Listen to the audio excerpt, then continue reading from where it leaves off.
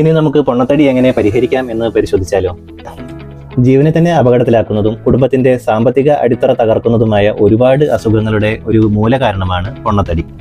അതുകൊണ്ട് തന്നെയാണ് ലോകാരോഗ്യ സംഘടനയും നമ്മുടെ സർക്കാരുകളും പൊണ്ണത്തടിക്കെതിരെ ഒരുപാട് ബോധവൽക്കരണ പരിപാടികളും നടപടികളും സ്വീകരിച്ചു വരുന്നത്. എന്നിരുന്നാലും നമ്മുടെ ആരോഗ്യം സംരക്ഷിക്കുവാൻ നമ്മൾ തന്നെ ജാഗരൂകരാകണം. അതിനുവേണ്ട കുറച്ച് ടിപ്സ് പറഞ്ഞു തരാം. രാവിലെ എണീറ്റ ഉടനെ കുറഞ്ഞത് ഒരു 1/2 ലിറ്റർ ഇളം ചൂടുവെള്ളം കുടിക്കുന്നത് നല്ലതാണ്. ഒരു 5-6 തുള്ളി നാരങ്ങ നീര് ഇതിൽ ചേർക്കാം. വെള്ളം അധികം ചൂടില്ല എങ്കിൽ 1 ടീസ്പൂൺ തേൻ ചേർക്കുന്നതും നല്ലതാണ്. ഇത് രാവിലെ തന്നെ കുടിക്കണം. പകൽ കുടിക്കാനായി ഉലുവ വെള്ളം ഉപയോഗിക്കാം. 1 ലിറ്റർ തിളപ്പിച്ചാറിയ വെള്ളത്തിൽ ഒരു വലിയ സ്പൂൺ നിറയെ ഉലുവയെടുത്ത് വെള്ളത്തിലിട്ട് ഒരു രാത്രി ഇട്ട് വെച്ചിരുന്ന് പിറ്റേന്നാണ് ഈ വെള്ളം കുടിക്കേണ്ടത്.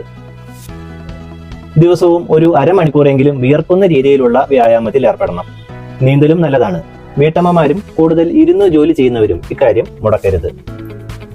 പഞ്ചസാര, ഉപ്പ്, നെയ്യ്, എണ്ണ ഇവ കൂടുതലടങ്ങിയ ഭക്ഷണങ്ങൾ, വെള്ളച്ചോറ്, വറവ് സാധനങ്ങൾ എന്നിവയുടെ ഉപയോഗം എന്നിവ തീരെ കുറയ്ക്കുക. ഈ ഒരൊറ്റ കാര്യം കൊണ്ട് തന്നെ വണ്ണം കുറയ്ക്കുവാൻ ഒരുപാട് സഹായകരമായിരിക്കും. ഭക്ഷണത്തിന് തൊട്ടു മുമ്പ് 1 ഗ്ലാസ് വെള്ളം കുടിക്കണം. ഇത് നിങ്ങളെ കഴിക്കുന്ന ഭക്ഷണത്തിന്റെ അളവ് നിയന്ത്രിക്കുവാൻ സഹായിക്കും. നേരത്തെ കഴിച്ച ഭക്ഷണം ദഹിക്കാതെ ഒരിക്കലും അടുത്ത ഭക്ഷണം കഴിക്കരുത്. കൃത്യമായ ഇടവേള വേണം. എപ്പോൾ വിശപ്പ് ശമിക്കുന്നുവോ അപ്പോൾ ഭക്ഷണം കഴിക്കുന്നതും നിർത്തണം.